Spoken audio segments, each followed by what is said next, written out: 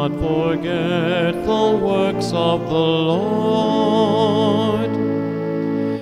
Do not forget the works of the Lord. Give ear, my people, to my teaching. Incline your ear to the words of my mouth.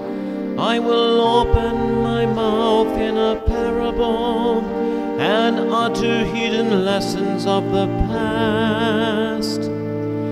Do not forget the works of the Lord. When he slew them, then they sought him, repented and earnestly sought God.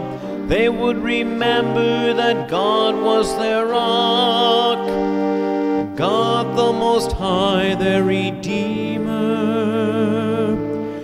Do not forget the works of the Lord. Yet they deceived him with their mouths, they lied to him with their tongues.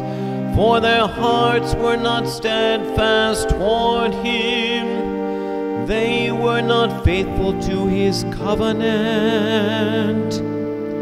Do not forget the works of the Lord.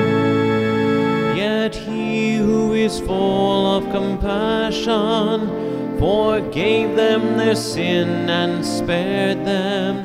So often he held back his anger and did not stir up all his rage.